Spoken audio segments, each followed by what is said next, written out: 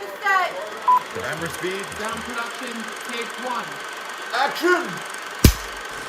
AKAPADers, we have a movie here, Basquiat, 1996.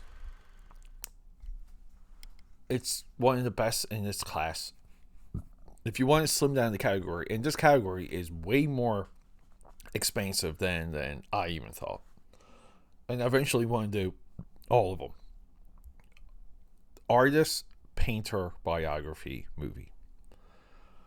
The crown jewel of this entire genre is 2000's Ed Harris Pollock. That movie had an Oscar run. It's got one of the best scores, I think, in film history. Amazing cast. Pollock. Basquiat. Amazing cast. David Bowie plays Warhol in this. But the discussion for this film is really about Basquiat, the real life one. Because in 96, and I can attest to it, I can talk about it.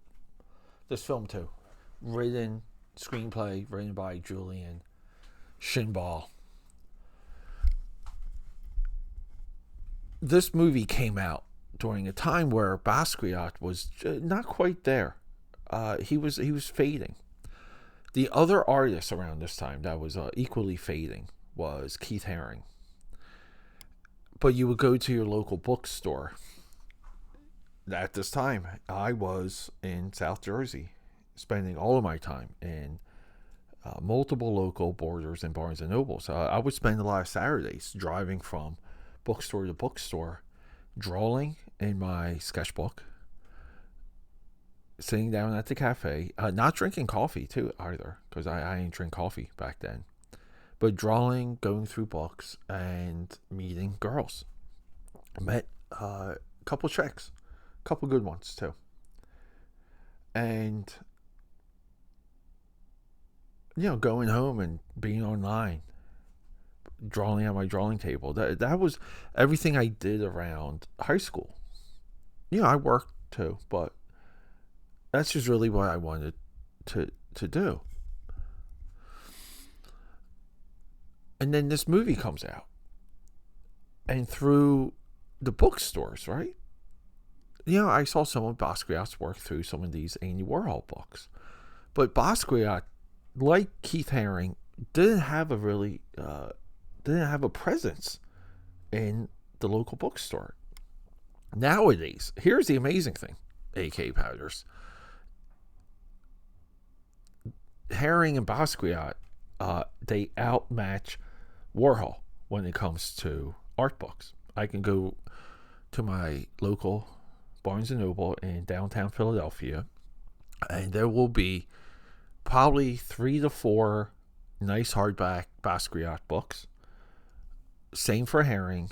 And for Warhol, one of the Warhol books is Basquiat Warhol. And then one or two collections of like non-Warhol, I'll say, like new drawings and stuff. But not the Warhol that we want. And then we get into the licensing, and Basquiat is on more licensing, Keith Haring is on more licensing. And what we're getting into is that this movie started the licensing for Basquiat. That would not be possible if this movie wasn't as good as it was. Every time, here's the thing, and I love this exchange with a film.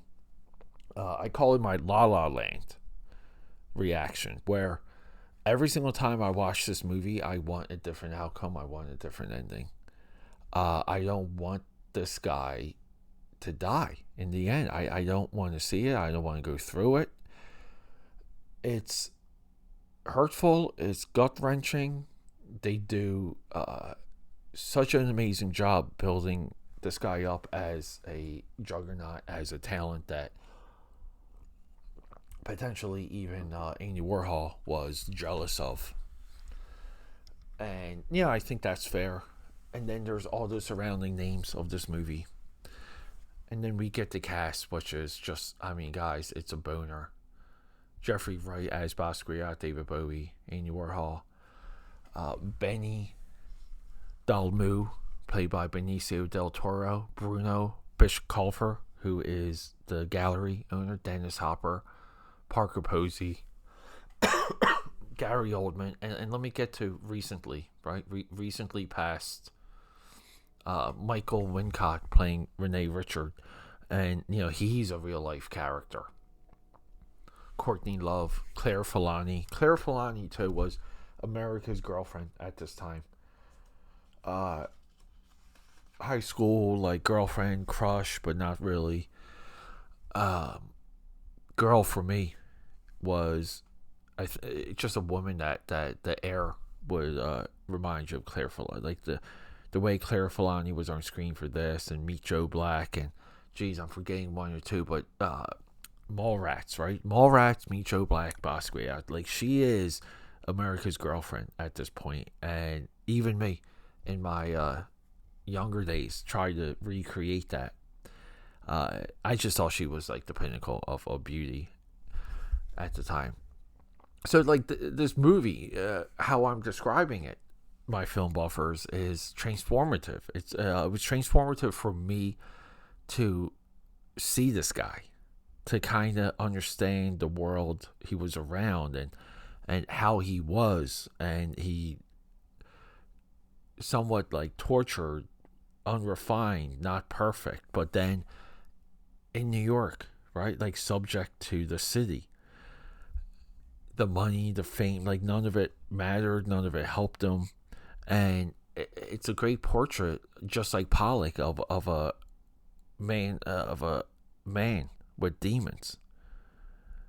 And it's just like, wow, like, run from the demons, So there's just a lot to study in this movie. And then we get to the filmmaking aspect, which for a biography like this, we want to say maybe it's formulaic. A lot of times when we say formulaic, we really just mean perfect, meaning you follow it all the way through, and the movie stays with you at the end. And as I already said, it sticks with me and stuck with me long enough to every single time I watch this movie, I want a different outcome. And what came out of this movie is, AKAPAD, in my library, I have the Basquiat composition books, recreations, his notes, his ideas. It's I think one of the best things that they ever put out around Basquiat.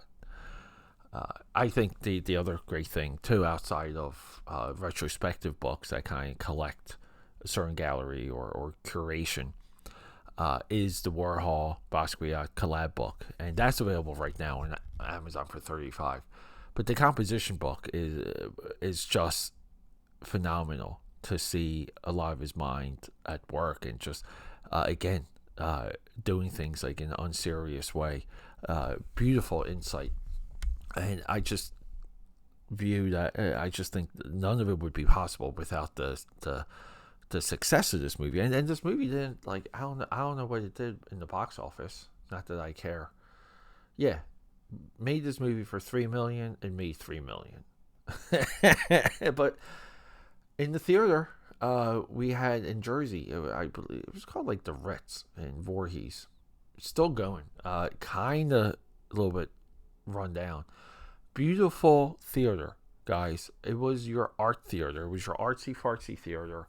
And it had this giant shopping center where there was like a coffee house, and this is almost like the back in '96, like the birth of like the coffee house culture. And I would go there, like I would take girls on dates and go to the coffee house and go see a movie, and we would have to go. We would have to go back to their house or my house, but what I wanted to do was to go back to the bookstore. Couldn't quite do it, But AKAPAD, this is one of the great art biographies. This is of a name, and these are of performances you should know. I wanted to use this time with you to draw out what the impact of something was, because again, we talk about this movie, we read about this movie online, and they'll drill down into David Bowie being Andy Warhol because that's the only thing they can talk about it, and dare I say we're just a little bit more thoughtful than that next critic. I love you guys. Watch some movies. Come on, go watch. Okay, that's a wrap.